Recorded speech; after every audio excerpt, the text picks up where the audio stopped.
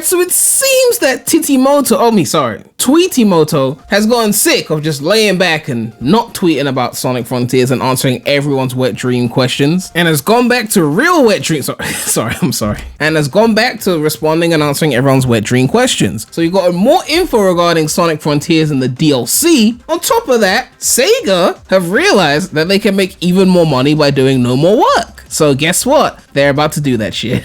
So we're getting to all this right now. But if you subscribe to the channel already, please make sure to subscribe, okay? So, VGC have posted this tweet here. It says Sonic publisher SEGA has suggested it could start charging $70 for some of its new releases. In quotes, we would like to review the prices of titles that we believe are commensurate with price increases. Okay.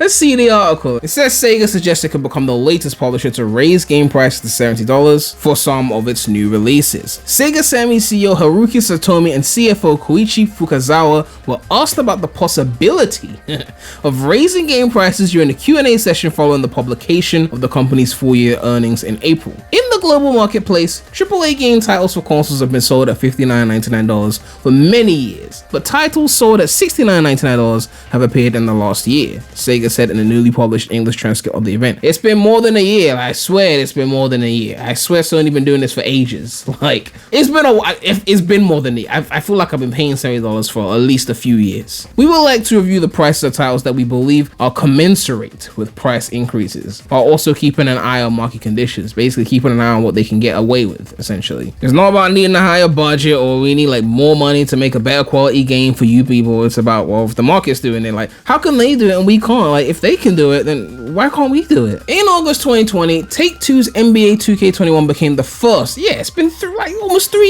years, became the first current gen game to be priced at $70. Sony and Activision quickly followed suit by charging $70 for big new releases, followed by the likes of EA and Square Enix, with the Final Fantasy publisher even bringing the increased price point to some of its PC games. Microsoft and Nintendo released their first $70 games this month. Microsoft held out for a long time then. They really just this month? I know Nintendo did it with Tears of the Kingdom, right? But I would have thought Microsoft would have done it ages ago. Anyway, while Ubisoft has said its long-delayed Skull and Bones will be its first $70 title. So what, AC hasn't been $70 this whole time? I feel like I've been paying that, but it could be a currency conversion thing. I'm obviously paying in pounds, so sometimes when they charge £60, it feels like it's $70 converted to £60, but maybe it was just $60 converted to £60 because of VAT. Anyway, Sega's last major release, November 2022, Sonic Frontiers, was priced at $59.99 or £49.99 for the standard edition on all platforms. It sold over 3.2 million units as of the end of March 2023. The company's upcoming games include June's Sonic Origins Plus and Etrian Odyssey Origins Collection. What the fuck is this? I've never heard of this fucking shit. And this summer's Samba de Amigo Party Central. Oh yeah, I did hear about Samba de Amigo though. They put Sonic in that shit to hopefully make it sell more units because Sonic fans will buy anything that's got Sonic on it, right?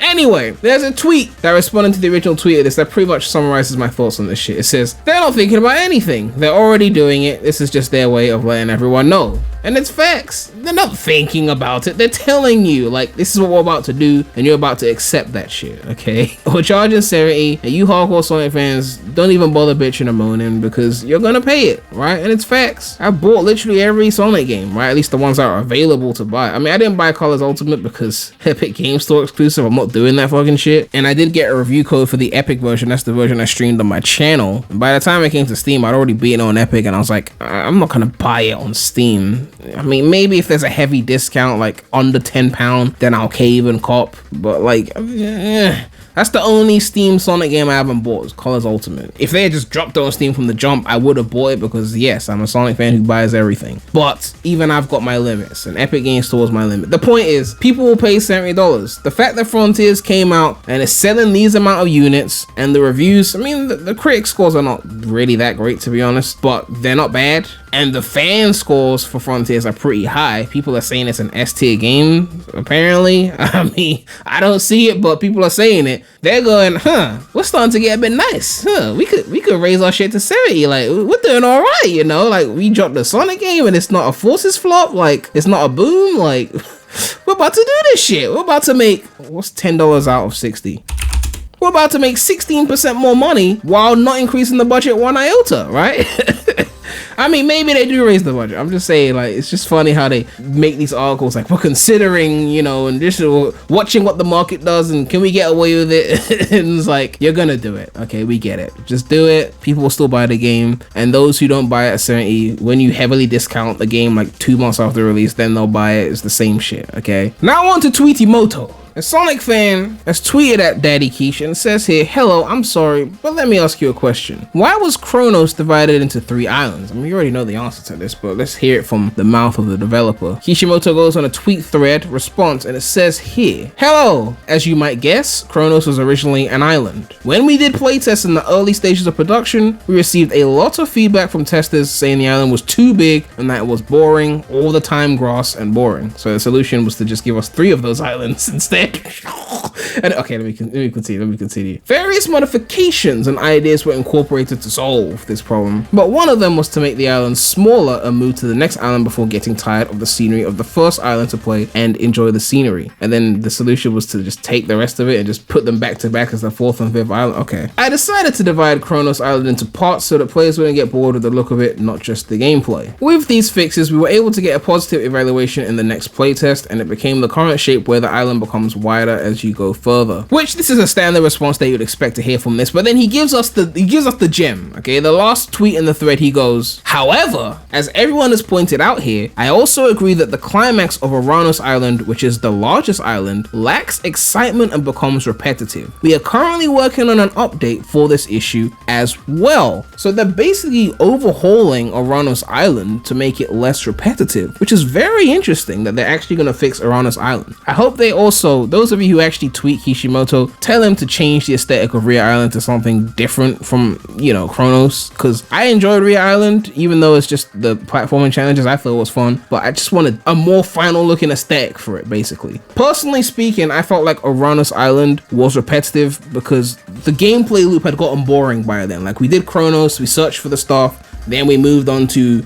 I haven't played the game in a while, I forgot. We moved on to Ares Island, you do all the stuff, which Ares was my favorite island, by the way. Then we move on to Chaos Island, which is the worst island, and then you do all the stuff again, and then Rias comes in and it's like, okay, you're not doing all the same stuff, now you're doing these towers. It feels like there's a finality involved in Ria Island because of the towers and all that shit going on. So you kind of think, okay, we're about to go to the big ending now. And then it's like, back to the same shit you're doing at Kronos again, where you're collecting all the stuff. It would be like finishing Aquatic Base in Sonic 06, and then right after finishing Aquatic Base, instead of going to like do the final boss, you go and do that, go through the orange hoop challenge that you do before Wave Ocean. Like, do that shit again. It's like, I don't know. And it's sad when you think about it, because Uranos Island is actually kind of better than Kronos Island. It just feels worse because it's so similar, and it's like at the end of the game, after you've already done Kronos, that it feels like it's not as good. But Uranos is actually better in a lot of ways. Like, one could argue that the exploration in Kronos was better than in Uranos. I could see that, but visually I like what they did with Uranos more than what they did with Kronos. I don't know, it just was more interesting visually to me. And obviously the combat was way more engaging in Uranos because they actually start to challenge you in that island versus Kronos, which even on hard difficulty was basic as fuck. While I do like the aesthetic of both Kronos and Uranos Island, they're so similar that it just doesn't work for them to be 2 separate islands. Something has got to be changed, okay? Ria and Uranos, or Ria and Kronos, something's got to be changed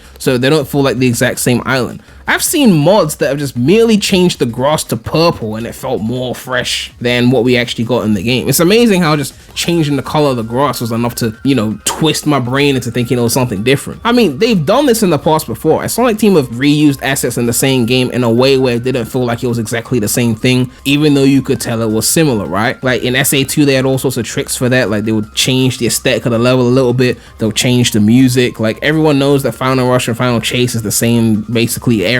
Everyone knows that Seaside Hill and Ocean Palace are the same basic kind of area, but there's enough distinction plus music changes that it feels fresh. So while I do hope that Uranos gets some kind of overhaul, I do feel like the pacing of the game kind of feels a bit off by them, because like after Ria you feel like you're going to the end and then you do another island. It just feels a bit off. I don't know. Do you know what they should do? Oh my god, I just thought of something amazing, right? And people are going to be mad at me and say it's not amazing. Completely just delete Chaos Island from a level design standpoint and just paste Chaos Island's aesthetic to Uranos Island.